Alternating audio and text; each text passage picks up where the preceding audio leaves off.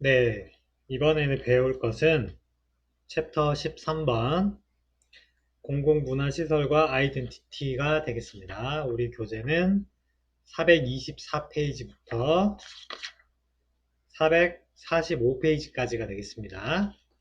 그래서 지난 시간에 이어서 우리가 건축 설계에 지금 우리가 배우고 있는 건축 디자인 측면에서 건축 환경, 그 다음에 인간 행태, 이런 것을 어떻게 적용할 수 있는지에 대한 사례들을 위주로 여러분들한테 설명을 하고 있습니다. 실제로 여러분들이 앞에 이론을 다 배운 것도 중요했지만 이 이론들만 가지고 여러분들이 설계에 적용하는 게 사실 좀 헷갈리죠? 어렵죠? 그래서 실제로 어떤 식으로 적용할 수 있는지에 대한 구체적인 방법이나 사례를 여러분들이 좀 배우셔야 되는데 그 내용의 그러니까 이제 세 번째 내용이죠. 그래서 공공문화시설에서는 이런 것들을 어떻게 적용할 수 있는지에 대해서 한번 배워보도록 하겠습니다. 자, 그럼 PPT로 넘어가서 설명을 이어갈게요.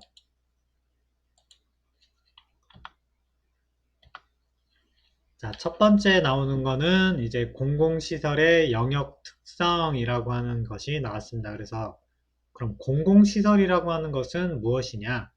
우리가 문화시설이라고 하는 것은 여러분들이 뭐 대충 다 알고 계시겠죠? 근데 공공시설은 그러면 무엇이냐? 공공시설이라고 하는 것은 여기 나오는 것처럼 여러 계층, 그러니까 성별, 그 다음에 연령, 직종, 행동, 목적 이런 다양한 계층들이 많은 사람들이 모여서 활동하는 곳이라고 할 수 있고요. 그 다음에 단일 기능, 그 다음에 용도가 아닌 복합 용도 시설로서 사용자 계층별 단위 공간들의 기능적, 형태적, 형태 특성이 공동으로 충족되는 아이덴티티가 함께 내포 표현되어야 우리가 이것을 공공시설이라고 부른다라고 이야기하고 있는데 이거 좀 어렵게 설명을 했는데 좀 더 단순하게 설명을 하자면 나이와 뭐 연령 이런 거랑 전혀 상관없이 누구나가 사용할 수 있고 그 사용의 용도가 굉장히 불특정 다수들에게 도움이 되는 방향으로, 이익이 되는 방향으로서 사용이 되어지는 공간이라고 하면 모두가 다 공공시설이라고 부를 수 있다라고 이해하시면 될 것 같아요. 예를 들면 우리가 주민센터 같은 게 있을 수 있죠. 공공의 이익을 위해서 존재하죠. 그 다음에 우리가 공원이 있을 수 있습니다. 공원 같은 경우에도 누구나 이용할 수 있으면서 다양한 용도로 사용되고 공공의 이익을 위해서 만들어져 있죠. 그죠? 그래서 이런 공간이면 우리가 전부 다 공공시설이라고 얘기를 할 수가 있어요. 우리가 주변에서 볼 수 있는 대표적인 것들이 그런 것들이고 좀 더 구체적으로 공공문화시설이라고 하는 걸로 들어가게 되면 어, 뭐 박물관, 전시관, 뭐 시청 이런 것들이 될 수 있을 것 같아요. 문화센터 이런 것들이 될 수 있을 것 같습니다. 그래서 동질적 의미로서 여러 계층의 개체들이 공동으로 동의하는 물리적 환경 요소와 사회 문화적 요소로 이루어지며 적합한 생활 공간 요소로 작용할 때 건강한 공공시설이 될 수 있다라고 설명을 하면서요. 공공시설은 단일 개체 기능이 충실히 확보되면서 동시에 유기적으로 연계, 공유하는 공동 매개 공간이 적절하게 구성될 때 건강한 커뮤니티 시설이 될 수 있다라고 이야기를 하고 있어요. 여기 이제 물리적 요소라고 하는 것은 현관, 홀, 공유 코어 이런 것들이 있고요.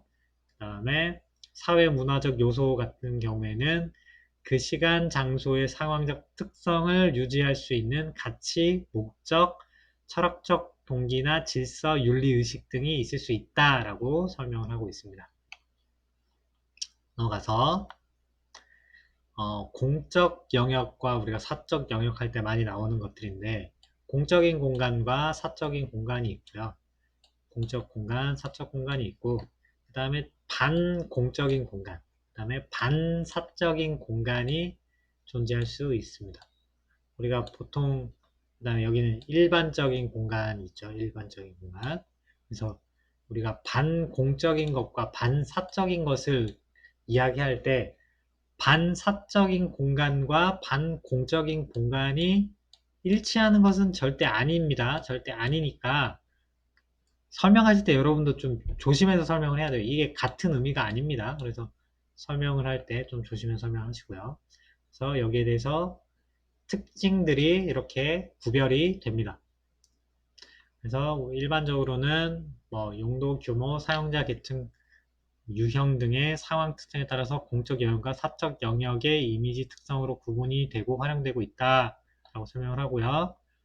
공적 상황에 대한 우리 시대의 공동 이미지는 사적 상황에 비해서 넓은, 복수, 개방된, 시끄러운, 밝은, 복합적, 동적 등의 단어들로 설명이 되어진다 라는 거죠. 여기 이야기하는 이런 이미지, 이게 이미지죠. 하나의 이런 단어들로 공적 공간의 특성이 설명되어진다 라고 하는 것입니다. 넘어가서 노란 하이라이트 된 부분을 보시면 어느 상황의 생활가치 철학에 근거한 행동 양식, 행동 조직은 여러 사람이 동시에 공유하는 동질적 이미지를 갖게 되고 이에 대응 활용되는 공공시설의 생활환경으로서 공유 이미지와 서로 유기적 상관성을 갖고 적용이 된다라고 이야기를 합니다. 여기 앞에 설명하는 것은 문화라고 이야기할 수 있을 것 같아요. 우리가 공통의 철학이라든지 뭐 행동 양식 이런 걸 전부 다 문화, 우리가 공동의 문화권에 있는 사람들, 동일한 문화권에 속해 있는 이 사람들끼리 공유하고 있는 이미지를 가지고 있는 공간이면은 된다라고 이해하시면 됩니다. 그래서 행동 조직, 의미와 인공환경 사이에 공유되는 이미지의 도식화는 관습화된 우리 생활 속의 아이덴티티화 과정을 통한 것으로서 건축 디자인 작업의 초기 단계 작업이며 매우 중요하고 기본 접근 컨셉 제시에 따른 그 시대의 보편적 생활 양식의 표현이다 라고 설명을 하고 있습니다. 자, 일상생활 용어로서의 상중하 또는 좌중후, 전중후 이런 의미의 도식화는 건물 단위 공간 배치에 중요하고 필수적인 기초적 가이드라인이 되고 있고요.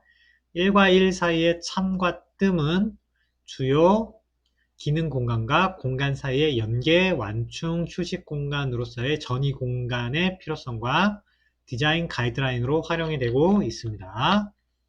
그래서 행동 조직, 그 다음에 환경 장치의 공유 이미지로서는 이러한 공유 이미지로서의 아이덴티티는 건물 구역, 실의 배치, 위치, 크기, 형태, 순서와 그들의 인접 관계에 기초한 배치 계획의 주요 계기, 단서가 되고 있고 여기 나오는 것처럼 퍼블릭, 그 다음에 뭐 프라이빗, 어덜트, 차일드, 메일, 피메일, 데이, 나이트, 웨트, 드라이 뭐 이런 식의 이미지들이 조닝 작업과 버블 다이어그램 작업 시에 중요한 기초 가이드라인이 된다. 이걸 전부 다가 결국에는 우리가 컨셉을 만들어낼 때 그리고 프로그래밍을 할 때 이러한 것들이 굉장히 중요하게 고려돼야 되는 요소들이다 라고 설명을 하고 있습니다. 그래서 여기서 이야기하는 아이덴티티의 유형과 디자인 컨셉이라고 하는 것의 관계를 이렇게 설명을 하고 있어요. 앞에 나와 있던 문화라고 하는 것에서 시작해서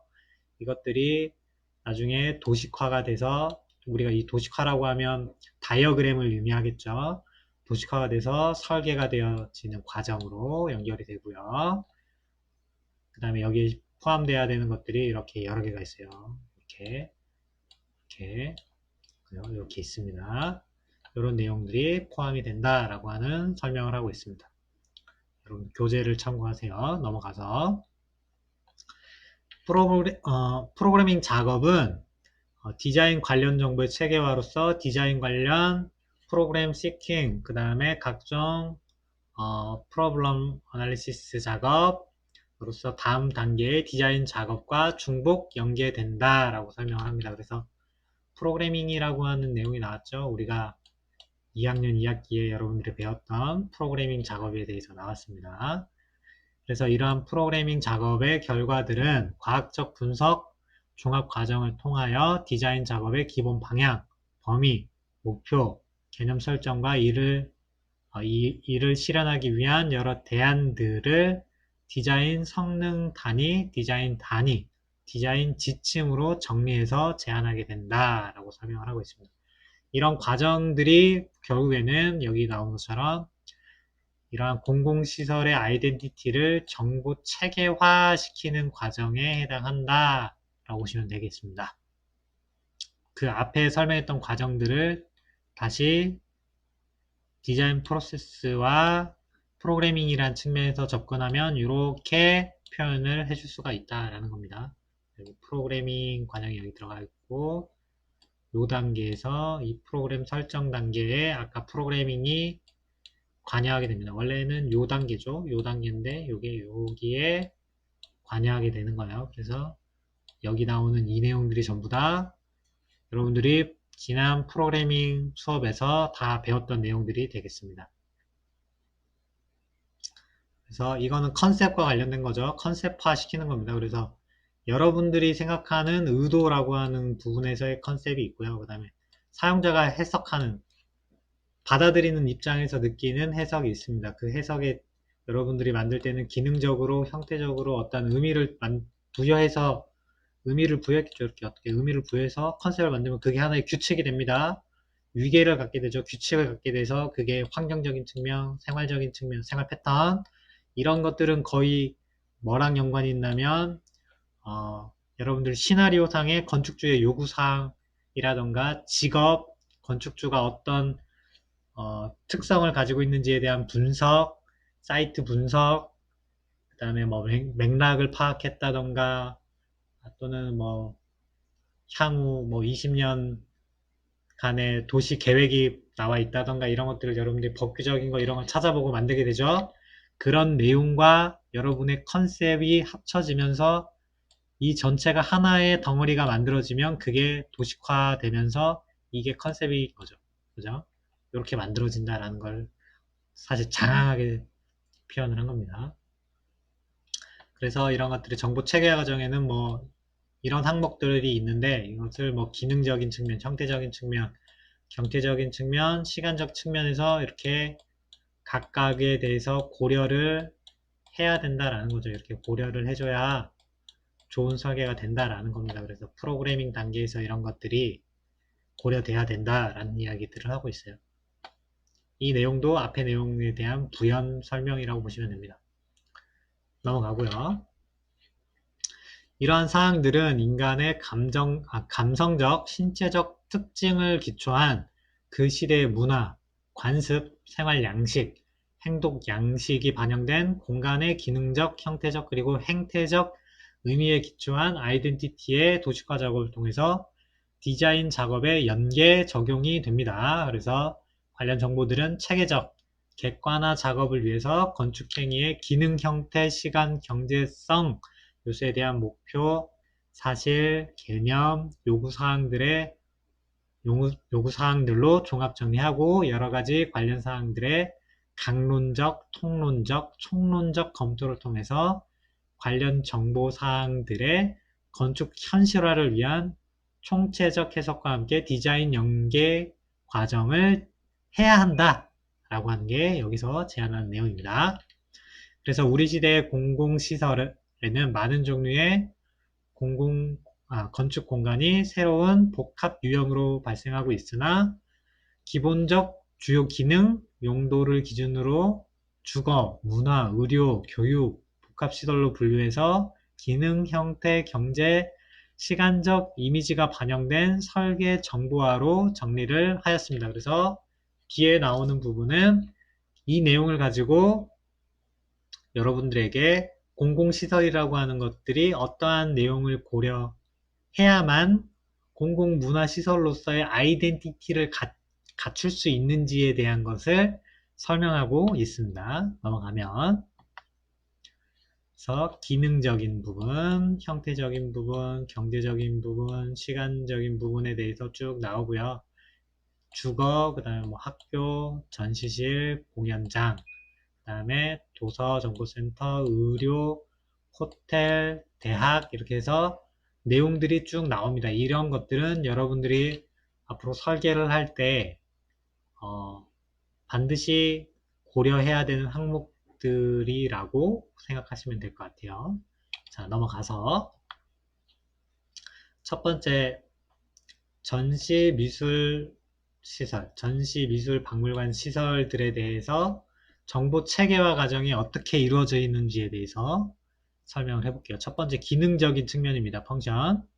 그래서 패스가 있고요. 디스플레이가 있고 이미지가 있습니다. 이 항목에서는 공간을 조직화시키고 이미지를 만드는 게 가장 중요한 요소다라고 이야기를 하고 있어요. 그래서 전시 공간의 가장 기본적인 디자인 개념은 내부 순회, 작품 출납, 관람객 출입 동선 등의 공간 조직화다. 그죠? 그리고 전시물과 관람객 사이의 편안한, 그다음에 안전한 관계 조성과 전시 작품과 배경 장치의 이미지 조성을 해야 한다라는 것이고, 이 단계가 앞에 말한 이제 기능적 측면의 첫 번째 요소들이 됩니다. 그 다음에 두 번째는 다양한 볼륨이라고 나와 있는데, 전시물의 종류나 전시 방법이 다양해져 있기 때문에 그거에 맞게끔 공간도 굉장히 다양하게 만들어져야 된다는 거예요. 그래서 여기서는 면적이나 높이, 그 다음에 가변적인 융통성 등이 공간에도 적용이 되어야 한다라는 이야기를 하고 있고요. 그 다음 휴게 부분이 나왔습니다. 휴게, 쉴 수 있는 공간은요. 그래서 전시나 관람을 위한 의도된 전시 공간의 사항적 특성에 따른 연속된 행위는 관람객들의 심리적, 정신적, 그리고 신체적 피로감을 증대시키게 됩니다. 그래서 이런 것들을 감소시키기 위한 목적으로 순회 공간 사이에 외기에 면할 수 있는 작은 휴게 공간을 만들어줘야 한다라는 거고요. 실제로 여러분들이 뭐 미술관이나 전시관 뭐 이런 데를 가보게 되면 중간에 휴게실들을 만들어 놨어요. 그래서 관람을 하다가 중간에 잠깐 쉬었다가 또 관람을 할 수 있게끔 이렇게 동선을 만들어 놨어요. 이런 게 휴게에 해당하는 부분이고요. 기능적인 측면이고요. 그 다음에 동선을 분명하게 만들어줘야 한다라는 거예요. 그래서 명쾌한 주요 동선 체계와 공간 구성이 필요한데 복잡하게 만들 수도 있어요. 사실 복잡하게 만들 수 있는데 그 복잡하다는 게 미로처럼 만들면 안 된다는 얘기예요. 미로처럼 만드는 게 아니라 여기서 말하는 분명한 동선이라고 하는 것은 꼬불꼬불해도 되는데 꼬불꼬불하더라도 동선을 만들 때 이렇게 꼬불꼬불하더라도 막다른 길이 나오지 않으면 돼. 막다른 길이 나오지 않고 이렇게 꼬불꼬불 찾아가면 이렇게 나오면 출발해서 이렇게 들어가서 내가 이렇게 돌아서 나올 수 있으면 이거는 명료하다는 얘기. 이거는 아주 명쾌하게 푼 겁니다. 그래서 전시물들이 이렇게 쭉 있을 테니까 그거를 쭉 관람해서 한 방향으로 쭉 돌아서 나올 수 있게끔 만들어주면 이거는 분명한 동선 계획이 된 거예요. 반드시 동선이라고 하는 게 이렇게 쭉 있고 교차하게끔 이렇게 만들어주지 않아도 된다는 얘기예요. 사실 전시하는 용도로서 이렇게 동선을 푸는 거는 이렇게 푸는 거에 비해서 사실 경우에 따라서는 좋은 평가를 못 받는 경우도 있어요. 왜냐면 일로 와서 큰 메인 홀과 같은 공간이 있고 많은 사람이 여기로 왔다 갔다 하는데 들어갔다 나갔다 들어갔다 나갔다 해야 되잖아. 구경을 하려면. 그죠? 전시 순서도 내가 여기 1번, 2번, 3번이라고 내가 결정을 해놨더라도 경우에 따라서는 사람들이 여기를 보고 여기를 보고 여기를 봤다가 3번 보고 건너뛰고 1번 보고 다시 2번 보고 또 여기 또 들어갔다가 또 나올 수도 있고 이럴 수도 있다. 그리고 사람들이 왔다 갔다 하다 보면 내가 여기에서 출발했는지 여기에서 출발했는지 공간을 헷갈릴 수 있어. 그런 의미에서 보면 이거는 동선 자체는 되게 심플하게 풀었지만 사용자 입장에서는 이게 명료한 동선은 아니야. 내가 어디를 먼저 동선을 구경해서 지나가야 되는지 명확하지 않은 거야.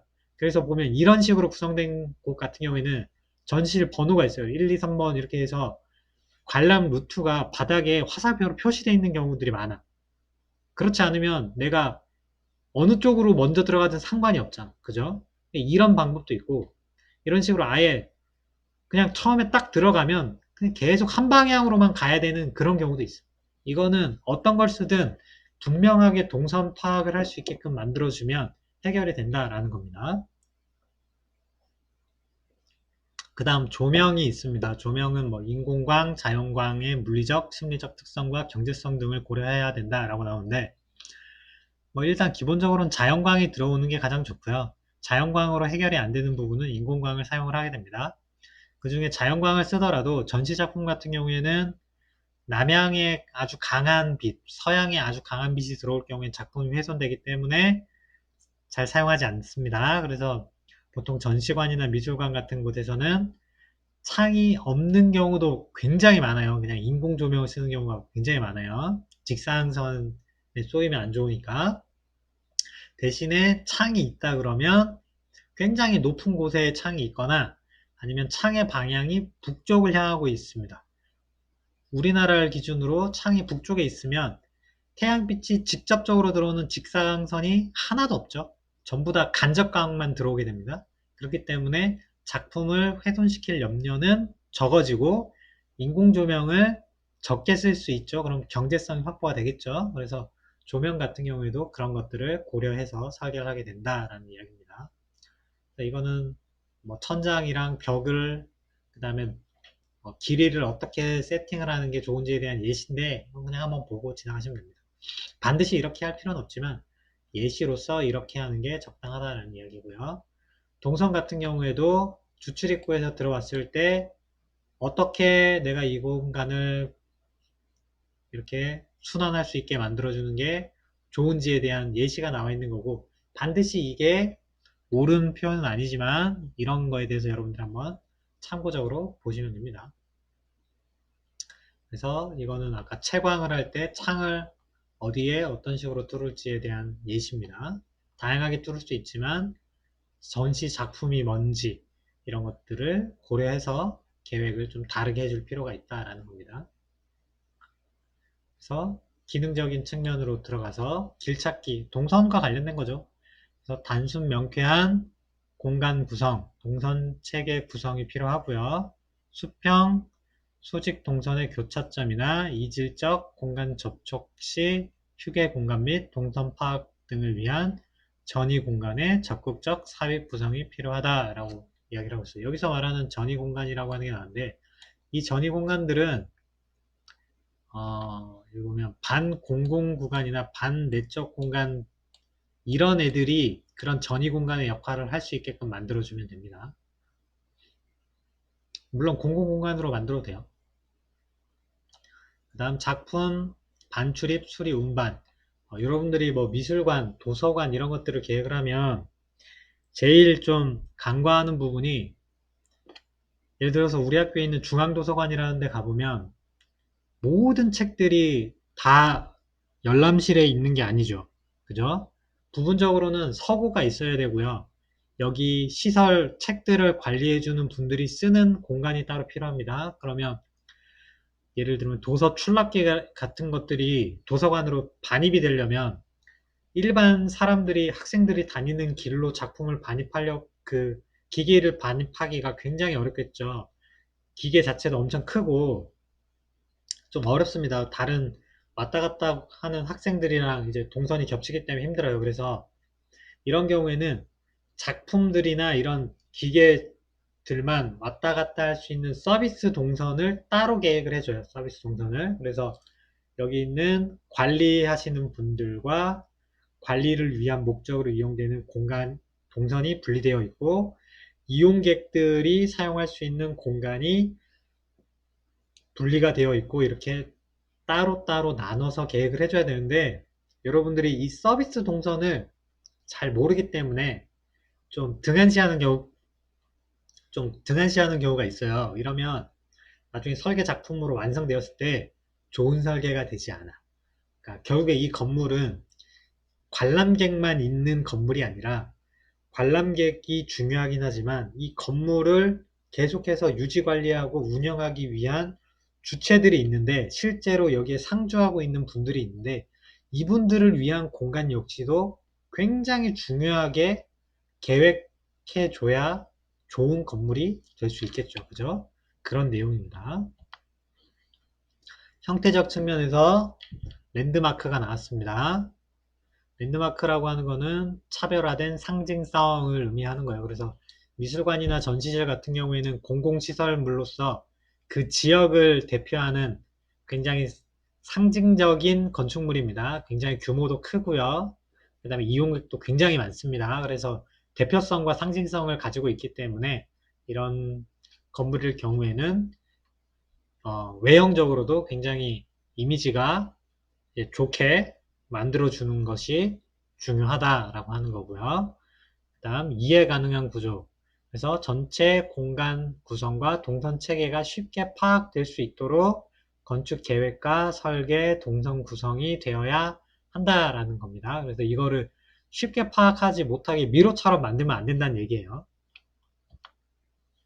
그 다음 백스테이지의 가시화. 앞에 얘기했던 것처럼 앞에 관람객 동선이라고 하는 게 있지만 그거 이외에 그 뒤에서 이 건물을 유지 관리하기 위해서 운영하는 사람들의 동선이 있는데 이분들을 위한 그 공간을 뭐 백스테이지라고 우리가 표현을 하면 이 공간에 대해서도 굉장히 계획을 잘 해야 된다라는 겁니다. 그 다음 조형, 동선관계, 그 다음 조형과 자연체감 관계 나와서 순회 동선의 수직 볼륨화는 건축물의 조형성과 필연적으로 연관이 되고요. 자연 채광 방식과 순회 동선 연관성은 건물의 1차적인 매스 형태와 수평 수직적인 매스 분절 조형 작업과 긴밀히 관련 지어진다라는 얘기인데 뭐냐면 조형이라고 하는 것은 겉으로 보이는 건축물의 형태죠. 그 건축물의 형태라고 하는 것이 결국에는 동선과 굉장히 필연적인 관계를 맺을 수밖에 없고 특히 이게 수직적으로 높아지는 형태가 되게 되면 수직 동선이 특히 중요해지죠. 그래서 이런 것들이 조형성과 굉장히 관련성이 있다. 그다음 채광 같은 경우에도 메스의 형태를 한 덩어리로 만들어 버리면 메스의 내부 규모가 커지면 커질수록 이 내부에는 채광이 안 되죠. 자연 채광이 안 됩니다. 그래서 이것을 적정 규모의 덩어리 메스로 잘라줘야 되고 이런 것들이 수직적으로 수평적으로 분절이 일어나야 그 사이로 빛이 들어갈 수 있겠죠. 그래서 이런 것들이 조형 작업과 굉장히 관련이 깊다라고 하는 이야기입니다. 이거는 순환 형식의 예죠. 이게 아까 얘기했던 얘기입니다. 가운데 큰 홀이 있으면 내가 들어가서 이렇게 구경하고 이렇게 구경하고 이렇게 구경했다가 이렇게 구경하고 뭐 이렇게 구경하고 이렇게 해서 나오는 방식일 수도 있지만 눈이 다 달려 있으면 내가 여기에서 여기부터 구경할 필요가 없잖아. 그죠? 들어갔다가 나왔다가 들어갔다가 나왔다가 여기 갔다가 그 다음에 여기 갔다가 여기 갔다가 그 다음에 다시 여기 갔다가 내 마음대로 할 수 있다는 거야. 그래서 이런 방식은 경우에 따라서는 좋지 않아. 그죠? 그 다음에 연속순환은 들어가면 계속 한 방향으로만 돌게끔 되는 거예요. 약간 미로같이 생겼지만 들어가면 한 방향으로만 계속 이동하게끔 만들어져 있는 거죠. 다른 방향으로는 못 가. 이렇게만 가야 되게끔 만들어 놓은 거예요. 이거는 굉장히 답답해 보이고 폐쇄적으로 보일 수 있지만 작품을 관람하는 동선 면에서는 굉장히 좋은 방식이 될 수도 있어요. 그래서 이 방식과 이 방식은 여러분들이 적정히 섞어서 쓰는 방식을 쓰셔야 되고요. 이거 같은 경우에도 이런 홀 대신에 여기 중정이 있는 거예요. 그래서 똑같아요. 여기 들어갔다가 나와서 또 들어갔다가 일로 계속 볼 수도 있지만 들어갔다가 구경하고 나와서 빙 돌아서 여기 들어갔다 이렇게 관람을 할 수 있게끔 만들어 놓은 거예요. 어떻게 보면 이 방식보다는 이 방식이 이 연속 순환이랑 중앙홀 형식을 좀 어느 정도 합친 형식에 가깝죠. 왜냐면 여기 구경하고 나와서 다시 이쪽 가기가 어렵잖아. 그죠? 그래서 한번 들어갔다 나왔으면 일로 들어갔으면 이쪽을 쭉 이렇게 한번 돌아야 되게끔 만들어 놨잖아. 그죠? 그래서 어느 부분에 대해서 한쪽 방향으로만 도는 구간, 이 부분은 한쪽 부분만 도는 구간, 이 부분은 여기에서 들어갔다 왔다 갔다 할 수 있는 약간 홀 같은 형식 두 개가 섞여 있죠. 이런 형식으로 만들어질 수 있다는 겁니다. 미리 보기 프리뷰라고 되어 있는데 어느 정도는 예상 가능한, 예측 가능한 공간을 만들어주는 게 좋다라는 거예요. 그래서 내가 이 공간에 대해서 시각적으로, 청각적으로 어느 정도 이해할 수 있게끔 내부 공간과 외부 공간이 어느 정도 대응하는 디자인이 나와야 된다라는 이야기를 한 겁니다. 다음에 경제적인 측면이 있습니다. 한번 읽어보시면 되고요. 시간적 측면도 한번 읽어보시면 될 것 같습니다.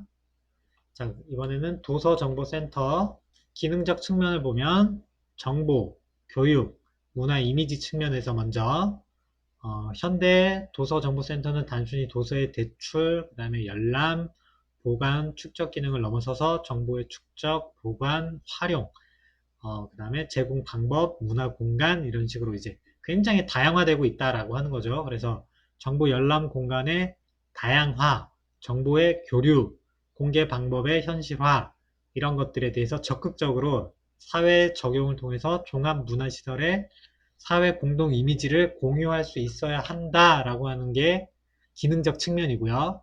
다른 기능적 측면으로는 정보의 다양화 및 축적 방법이 있습니다. 그래서 생활환경의 다변화, 복합화에 따른 정보 유형의 다양성, 대형화에 따른 용도 기능별 조닝, 그 다음에 작업과 공간 프로그래밍 작업 이런 것들이 포함이 된다라는 겁니다. 그래서 그 안에 예전에는 뭐 어린이 코너, 성인 코너 두 개만 나눠도 충분했었는데 지금은 그것만 가지고는 안 돼서 어린이 코너 중에서도 어떤 데는 우리가 일반적으로 하는 책을 보고 어떤 곳에서는 뭐 이북 이런 걸 볼 수 있게 하고요.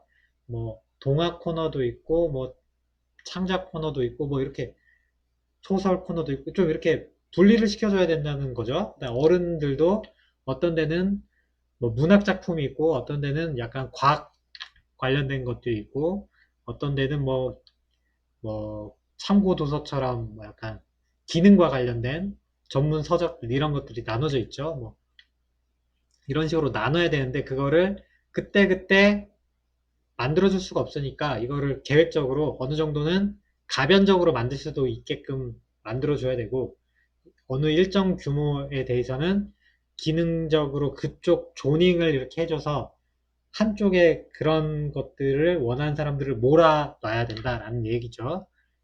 어떻게 보면 당연한 얘기입니다. 그 다음 모듈이 나왔고요.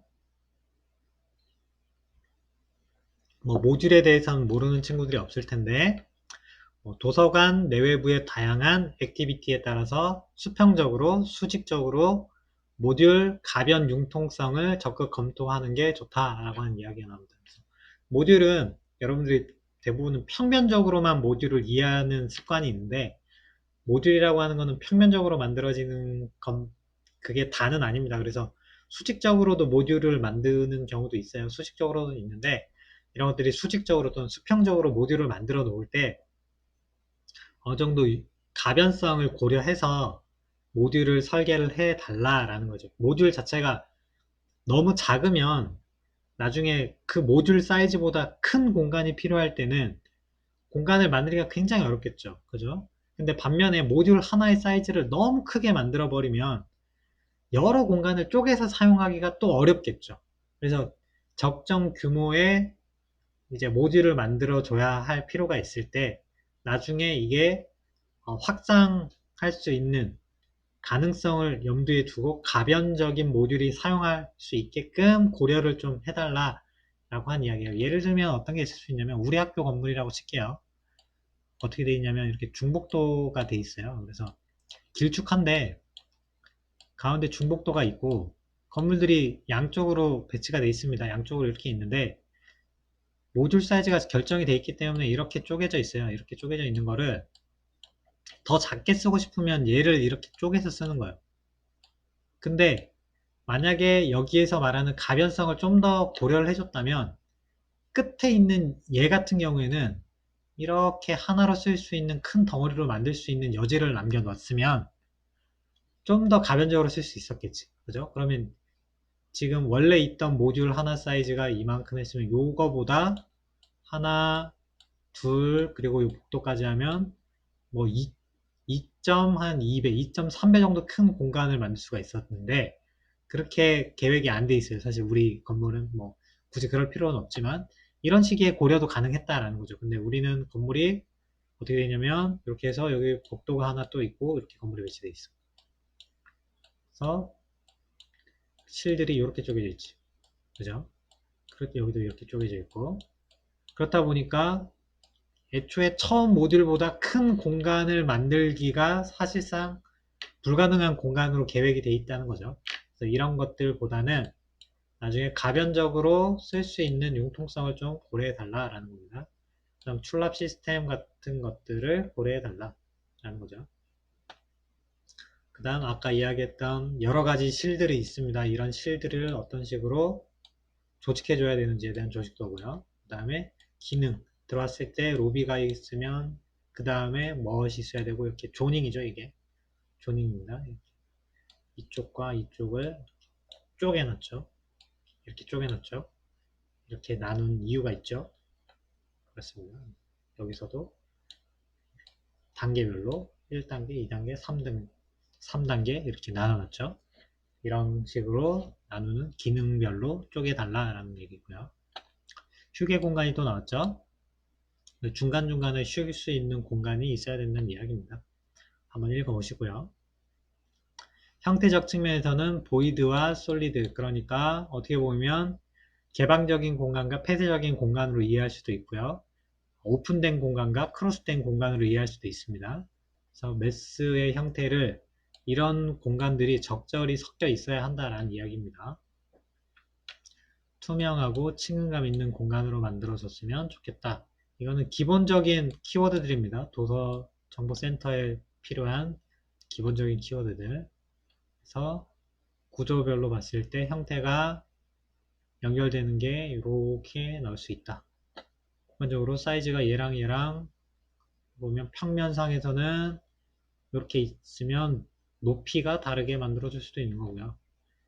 요 공간을 가운데 배치해서 얘네 두 개가 단면에서 봤을 때는 양 옆에 있게끔 해서 바깥에서 안쪽을 서포트할 수 있게끔 이런 공간이 있을 수도 있고, 전체 공간 안에 내부에 삽입되어 있을 수도 있고, 또는 위아래로 이렇게 쪼갤 수도 있고, 이게 더 크고 위에는 더 작고 이렇게 만들 수도 있고, 여러 가지 서구 부분과 열람 부분을 배치를 평면적으로만 하는 게 아니라 수직적으로도 이거를 조절할 수 있다라고 하는 이야기입니다. 다음 서구와 열람, 그 다음에 사무 부분을 쪼개는 부분도 달라질 수 있다. 이거 같은 경우는 부분에 삽입을 시켜놨죠. 그래서 여러 가지가 있을 수 있다라는 겁니다. 이쪽 서구의 기능, 이쪽 서구의 기능, 이쪽 서구의 기능이 각각 조닝별로 다른 특성을 갖는 공간이라면 열람 부분과 섞여도 되는 부분이 있을 수 있고, 또는 그 부분이 어느 정도 나눠져 있는 공간, 합쳐져 있는 공간, 이런 것들이 다양하게 만들 수 있다라는 얘기입니다. 그 다음에 단정하고 정숙성 있는 공간이었으면 좋겠고, 미완성이라는 얘기가 나오는데, 가변적이고 융통성 있는 공간을 만드는 걸 이용해서, 이런 기능을 이용해서 완전히 픽스되어 있는 더 이상 변경 불가능한 공간이 아니라 언제든지 이 부분을 내가 고쳐서 쓸 수 있게끔 만들어주는 것도 필요하다라는 거고요. 너무 딱 좌우대칭형으로 만들지 말고 어느 정도는 좀 비대칭이거나 부정형인 형태도 필요하다라는 얘기예요. 이런 부분은 약간 랜드마크와 관련된 측면에서도 좀 필요하다라고 볼 수 있겠습니다. 그 다음에 안전과 보안 당연히 중요하죠. 그다음에 경제적인 측면, 시간적인 측면은 여러분들 한번 읽어보시고요. 공연장 같은 경우에는 어떨지, 기능적으로 봤을 때 처음에 인체 공학적으로 설계를 해줘야 된다라는 겁니다. 그래서 사람이 의자가 이렇게 있으면 사람이 여기에 앉아서 관람을 하게 됩니다. 관람을 하게 됐을 때 위를 쳐다보고 있는 게 편할까, 밑을 내려다보는 게 편할까, 그 다음에 여기에 다른 의자가 또 있고 사람이 이렇게 또 앉아야 되는데, 그랬을 때 이 폭은 얼만큼 하는 게 좋을까? 이 등받이의 높이는, 요 안장 부분, 여기 앉는 부분은 어느 정도, 이런 것들이 다 그냥 대충 계산하면 되는 게 아니라 인체공학적 측면에서 이런 것들을 설계해 줘야 한다라는 얘기고요. 공간이 연계돼야 된다라고 하는 측면은 공연장, 그다음 공연장 안에 뭐 무대가 있고 객석이 있죠. 그 다음에 이거 외에 외부 공간이 또 있죠. 여기 보면 현관, 휴게홀, 상점 이런 공간들이 유기적으로 공간이 연계될 수 있게끔 계획을, 그리고 동선을 만들어줘야 한다라는 이야기이고요. 그 다음에 가시성이고 그 다음에 가청성이 있게끔 설계를 해줘야 된다라는 겁니다. 그래서 무대, 객석 간의 거리, 그 다음에 영사거리, 각도, 무대와 객석, 가시, 가청 범위 이런 것들을 인체공학적으로 그 다음에 행태심리학적으로 고려를 해줘야 한다 라는 이야기입니다. 그 다음 객석 무대의 변화. 예전에는 이런 변화가 굉장히 어렵게 만들었는데 요즘은 어느 정도는 가변성 있게끔 만들고 있어요. 그래서 공연 내용이나 관객 수에 따라서 무게 크기, 모양, 배열을 변화시킬 수 있게끔 만드는 게 필요하다라는 이야기고요. 기능적 측면에서 보면 가운데에서 쳐다볼 때는 내가 가운데서 볼 때는 약간 90도 정도의 가시 각도를 내가 유지할 수 있는데 내가 관람석의 끝 쪽으로 가게 되면 이 각도가 줄어들게 되는 거예요. 그럼 잘 안 보인다는 얘기입니다. 고려해 달라는 거예요. 그래서 만약에 스크린 사이즈가 이만큼 한데 관람객 사이즈를 이만큼 만들어주면 어떻게 됩니까? 만약에 내가 이 끝에 앉으면 각도가 더 좁아지죠. 더 좁아집니다. 그러면 여기가 60도인데 이쪽 가면 뭐 한 30도밖에 안 될 수도 있어요. 그러면 안 보이겠지. 진짜 안 보이겠죠. 그죠? 이렇게 설계하면 안 된다는 겁니다. 그죠? 단지 사람을 많이 수용하기 위해서 이런 설계를 하면 이거는 나쁜 설계. 그죠? 일단 무대를 기준으로 했을 때, 잘 보이는 범위 보면, 첫 번째, 두 번째 거리가 나오죠. 22m까지가 그나마 좀 잘 보이는 거리고, 여기를 넘어가면 사실 안 되는데, 35m까지는 그래도 볼 수 있다는 얘기예요. 근데 35m를 넘어가면 진짜로 잘 안 보여서, 여기서부터는 별로 가치가 없다는 얘기예요. 그래서 이 이상으로 더 큰 것은 안 만듭니다, 보면. 그런 데는 잘 없어요. 그죠? 그 다음 무대가 여기 있을 때, 이상적인 위치를 보게 되면, 공연을 하는, 연극을 하는 경우에는 A, B, 그 다음 C 순서대로 잘 보이고, 나머지 D, E, F 이렇게 간다는 얘기고요. 영화를 볼 때 스크린이 이렇게 있으면, 이 스크린을 잘 볼 수 있는 게 아까 얘기했던 요 각도 있죠? 이렇게 각도가 있으니까 아무래도 정면이 제일 좋죠. 정면. 그래서 여기 A, 그 다음 B, C, D 이런 식으로 영화를 관람하기가 좋다라는 이야기입니다. 이거 같은 경우에는 흡음재를 천장입니다. 이거 단면이에요. 그래서 여기서 사람이 공연을 하면 예를 들어서 뮤지컬이다. 여기서 노래를 불렀다. 그러면 지붕 쪽에는 천장에는 흡음재를 설치해서 반사되는 소리의 양을 줄입니다. 최대한 줄여요. 반면에 단면에서는 내가 여기에서 소리를 이렇게 냈을 때 이 벽을 튕겨서 멀리까지 소리가 갈 수 있게끔 흡음재 성능을 측벽에는 떨어뜨려 놔요. 떨어뜨려 놓습니다. 오히려 여기는 반사 재질을 해서 소리가 튕겨서 멀리 전달될 수 있게끔 만듭니다. 그거는 우리가 소리가 이렇게 퍼져나갈 때 퍼져나가는 이것도 음파가 퍼져나가는 거를 고려해서 설계가 된 거예요. 그래서 실제로 여러분들이 뭐 뮤지컬이나 이런 것들을 보러 가게 되면 공연을 보러 가면 거기 안에 극장에 가보면 지금 선생님이 얘기한 이런 형태로 계획이 되어 있어요. 큰 대형 교회나 이런 데도 이런 식으로 설계가 돼 있어요. 작은 교회 말고 뭐 2층, 3층 엄청 큰 강당이 엄청 큰 교회 같은 데 있죠. 그런 데 가보면 이렇게 돼 있습니다. 음향 계획에 관련된 측면이었고요. 읽어보시고요. 형태적인 측면에서 보면 무대와 관객, 그 다음에 랜드마크를 고려해라 라는 거고요. 이때는 무대 공간의 특성, 그러니까 폭, 높이, 길이, 관객 이런 거 아까 얘기했던 이런 소리에 관련된 것, 시각적인 것 이런 것들 때문입니다. 그래서 이런 것들 때문에 고려하라는 얘기입니다.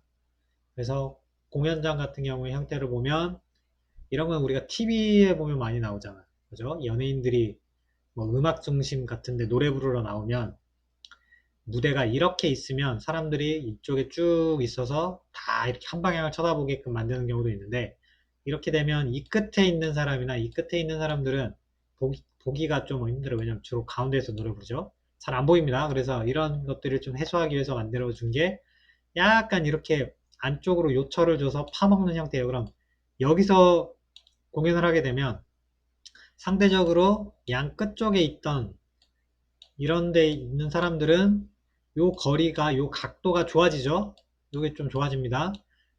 잘 보이죠? 이런 걸 위해서 좀 변경을 이렇게 해 나가는 거예요. 이런 걸 우리가 오픈 스테이지라고 합니다. 이거 예전 방식은 이런 방식이었는데 조금 변형된 형태고, 최근에는 이거 말고 다른 형태들이 또 많이 만들어졌어요. 예를 들면 이런 아레나형인데 무대가 가운데 있습니다. 그래서 사방에서 쳐다볼 수 있게끔 만드는 건데, 단점은 여기 공연하는 사람이 한쪽 방향을 보고 연기를 하거나 노래를 부르게 되면 어떤 경우에는 뒤통수만 봐야 되는 경우도 있어. 그래서 그런 것들을 좀 왔다 갔다 하면서 이렇게 여러 방향을 쓰면서 공연을 하고 연기를 하고 노래를 부를 수 있는 경우에 이런 방식을 쓰는 게 좋아요. 그래서 콘서트 같은 거 할 때 제가 본 때는 그런 것도 있었어요. 이렇게 해서 하나, 둘, 세 개는 쓰고 여기는 안 써.